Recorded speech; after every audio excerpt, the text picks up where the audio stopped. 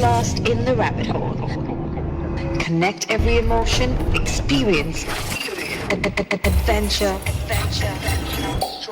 struggle, pain, and achievement. Know the past, feel the future, and live this moment with Nisha Harale on Niche Radio.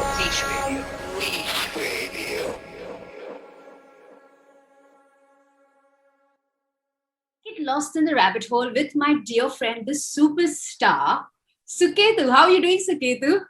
Very good, Nisha.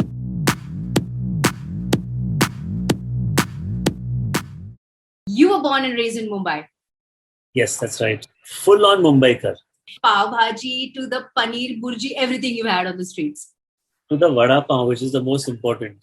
And in fact, I know Marathi also as much to get me out of trouble with the cops if I break a signal or something like that. Really? Tula yeta Marathi?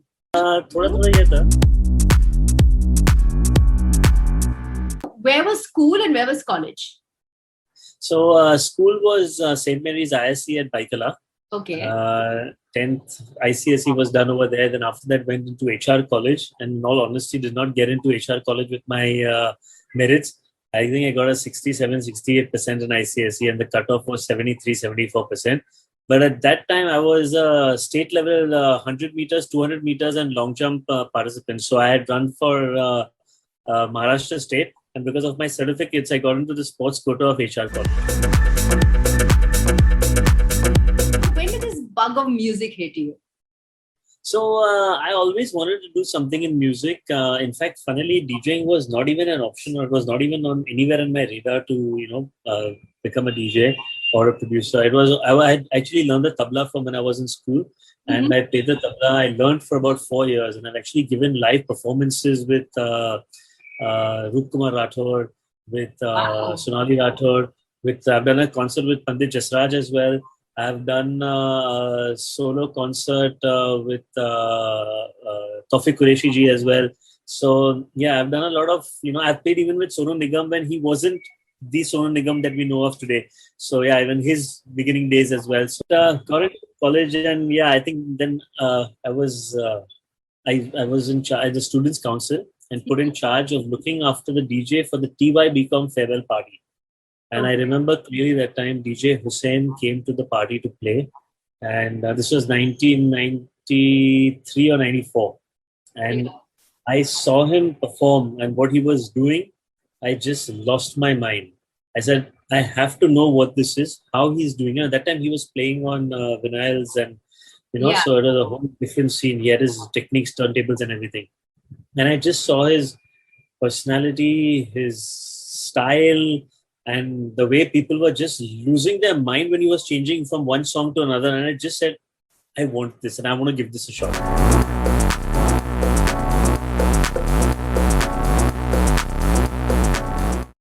My idol. I mean, I said Hussain, but right now just, but if I address him, it's always Hussain sir and nothing less than that. So I think that just happened, and then I just started doing some college parties, talent parades and everything, and one thing led to another, and by the time I finished my TY BCom, I was sort of full-time into it. And then I said, okay, when my parents also said that maybe you should look at this as a career option. I mean, we're doing well right now. Hussain is one bit of it, but you missed one important bit. There were also the girls' attention. I didn't want to say that right now, but yeah, I think I was not getting anywhere with girls at all in college. So I think maybe DJing would just sort of help me out with that. Genuinely one of the things in my mind, but I got so involved with the music and which song to play next, and that time there was nothing like a pen drive where you just scroll and things were on a button and all, right? So you had to actually look up your records, or you had to look up the CDs and find the song and go through your case logic. So your head was always down just thinking which song to play next. That I think I missed out on that one.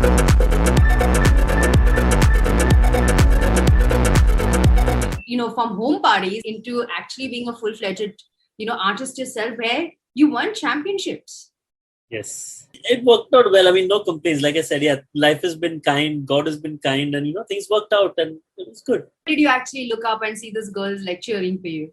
They genuinely started seeing all that. I realized that the girls who I was playing for were like 5-6 years younger than me, because now I had passed that college stage and then I was doing my MCom and my MBA and all that shit. So the girls were just too young. So then I said, okay, maybe it's just, not the thing. Let me just concentrate on the career and let's go.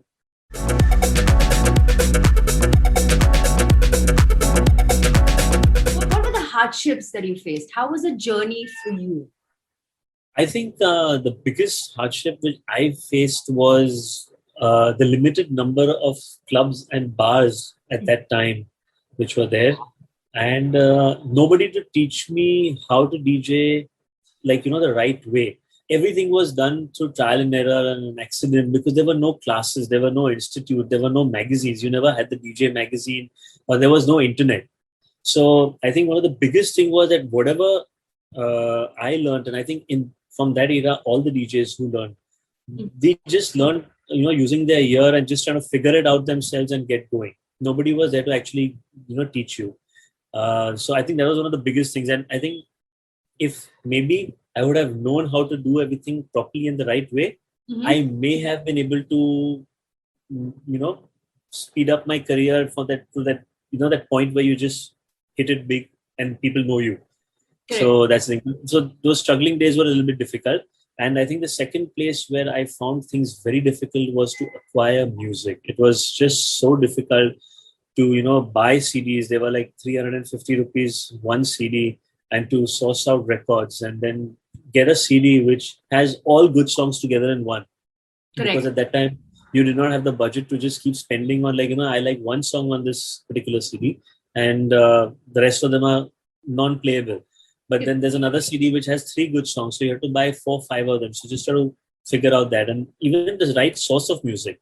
Because getting the original song was one thing, but to source out a good remix of that song to play at your party, very different. I like one thing about what happened with all these struggles is that at least I learned everything the way it should be learned. Correct. And I didn't rely on technology. Because I know a lot of the new DJs, and not pointing any fingers at them, of course, you learn the way you've been, which era you are in and, which generation you are in. Correct. So, the sync button, the BPMs being shown and everything, it's like, they're not using their mind or creativity or ears per se as much as we did to actually figure it out and create that flow. It's just that, this is 105, this is 103, make it 2 faster and then let's just go for it. Because today, if my BPM counter gets conked off or my CD player malfunctions in any way, I can still mix perfectly without relying on something like that. So that's good.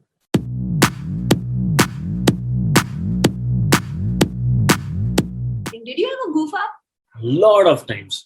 And till date, not only before, but till date, even after spinning music for 20, 22 years, a lot of times mixes go off and, things go crazy. And I think it's just, that just shows that we are human beings, or I'm a human being and I make mistakes and it happens.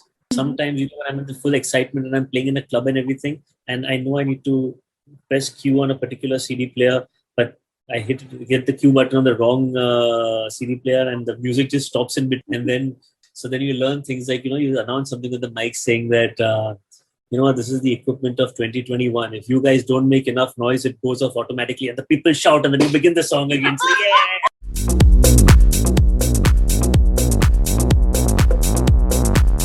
My next question is, do you play for yourself or the audience? Totally for the audience. So again, I have 2 bits of it over here. When I'm playing for a private party, I'm 100% playing for the audience, 100%.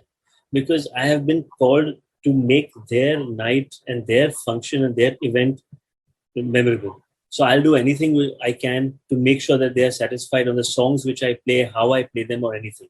But if I'm playing at a nightclub or a bar or something and people are coming to watch me perform, then I like to keep it 25%, 75%. But 25%, I try to take in those requests, do all my stuff to keep them happy. But 75% should be my flow, my music, and the way I'm going to play it, and not just because you want to listen to Kala Chashma right now. I'm going to play it.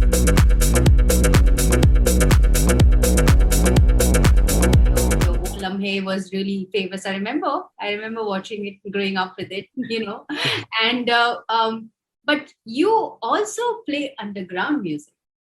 Yes. I always love different types of music, and underground music has been always a passion for me to play it. And I know I can't play it much, but then luckily knowing people like Nikhil and they ask me to come by and don't put my name on the flyers or anything like that. And I just go behind and play a half an hour, 45-minute set just because of for my pleasure.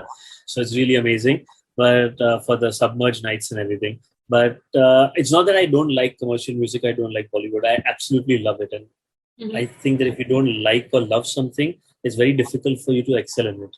So there's no complaints about it. But yeah, I do have that one inner voice which keeps telling me, play something electronic, play something different, play something. And then that's when, I like to do that.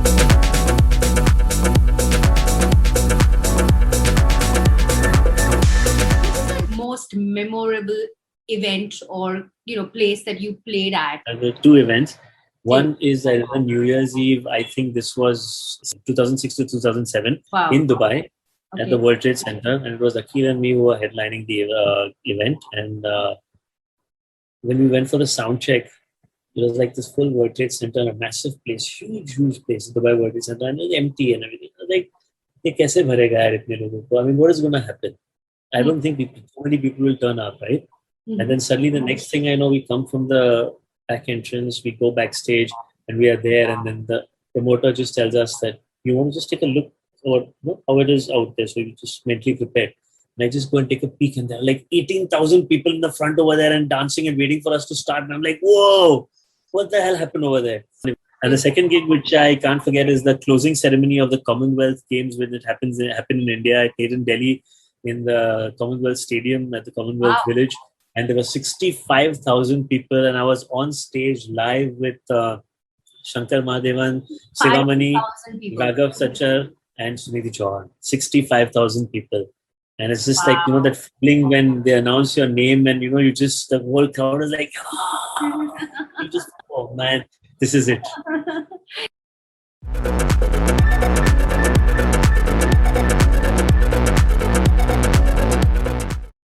Does it feel like a dream or does it feel reality now?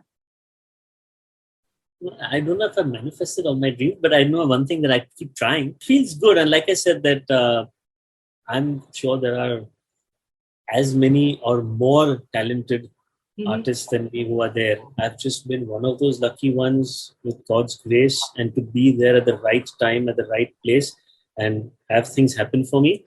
But yeah, I mean, I feel that, from the year 2002 to now, it's just been like, oh my God, what happened? I mean, Kya Zindagi Hai, Bin Tere Sanam, Wo Lamhe, DMC, everything happened so fast.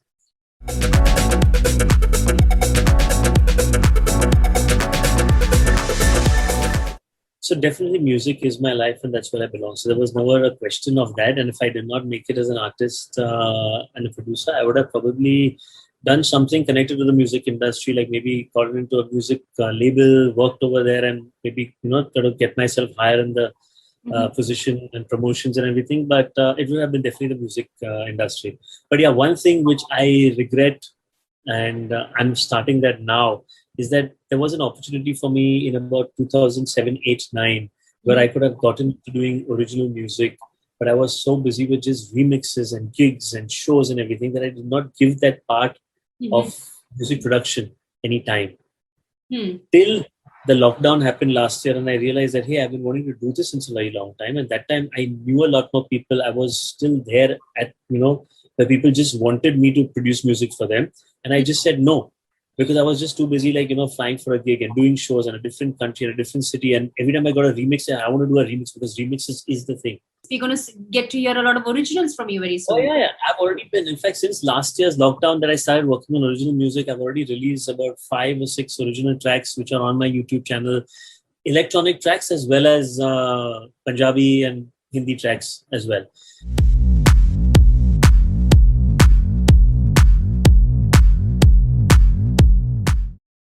Started your own label as well?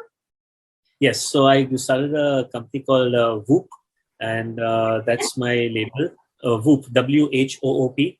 Okay, Whoop. Okay. Yeah, Whoop. And I'm signed up with a couple of aggregators who are releasing my music. So, what are your future plans now besides the label? So I've gotten into this for sure, but I want to concentrate a little bit more on my institute as well. And we are actually trying to shift the whole DJing, learning DJing. So I have an institute since the last 3 years, anyways. It's called the Music Inc., where students come to my studio to learn music, and I have my instructors, etc. But now knowing that COVID has hit, and the whole way of living has changed, and everything is going so online. So we are slowly actually transferring our institute online and trying to teach people online. It's a big task, and it's very difficult, because if the opposite person doesn't have the equipment, it's very difficult to teach them online, right? Yeah. But we've sort of managed to go a part of the way. So our music production courses on Logic Pro and Ableton Live have already gone full online, and nice. We've got students joining in from US, from Australia, from Dubai, we got a student from Sri Lanka this month. We got inquiries from Indonesia, from Jakarta, so that's really amazing. So that's a very good thing, and we're slowly getting DJing as well, and trying to do something where we can actually teach DJing properly, how to mix music online. So that's my biggest, my closest goal right now.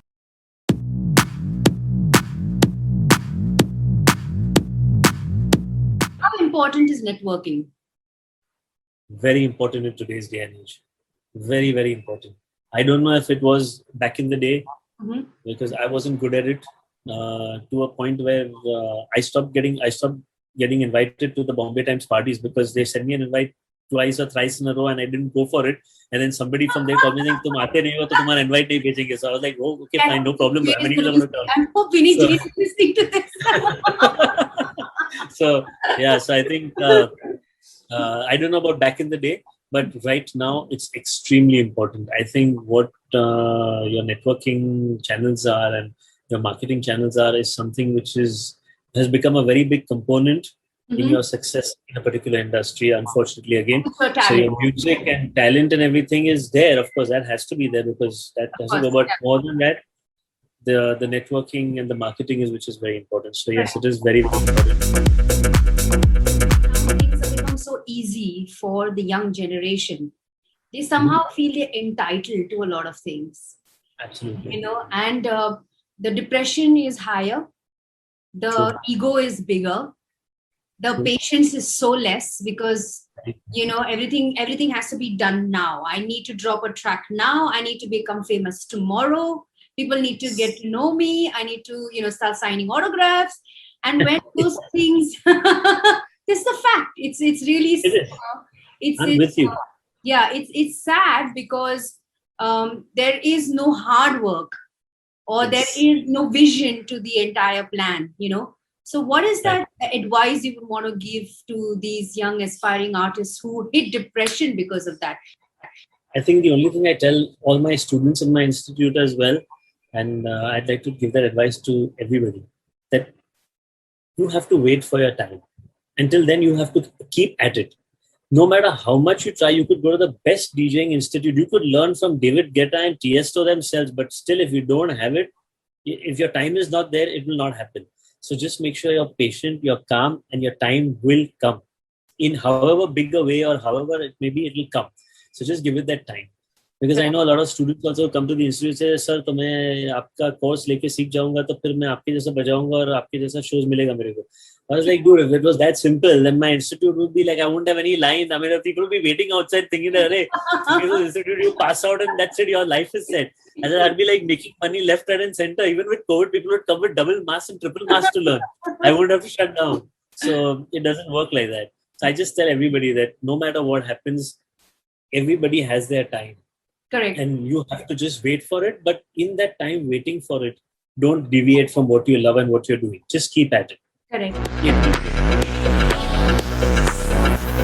Gratification has become a way of life right now. They've not just seen the Suketu or the Akhil or the Hussein or the Akbar Sami or the Akhtar or anybody. They've not seen that. They've just seen us when people have seen us. Correct. But there has been a lot of struggle. Like I started when I was in 1996, 97. By the time I hit my first break, it was about 2004. So when my first album came, so it was still there was still 7 years, 8 years of just doing small parties, getting insulted by clients, playing music for six hours and not getting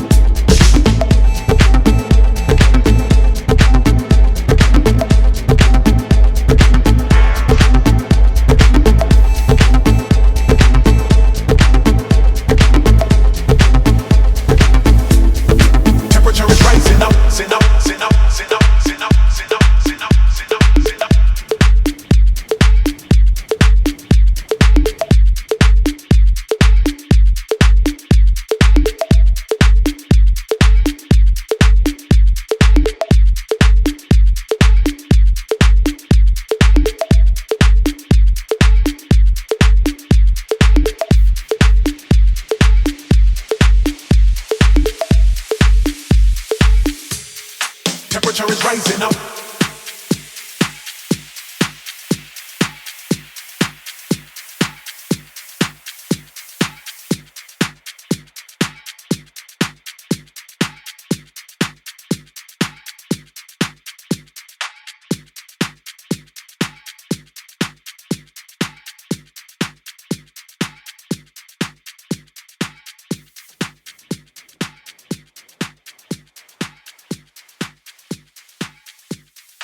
Temperature is rising up, zin up, zin up, zin up, zin up, zin up, zin up, zin up.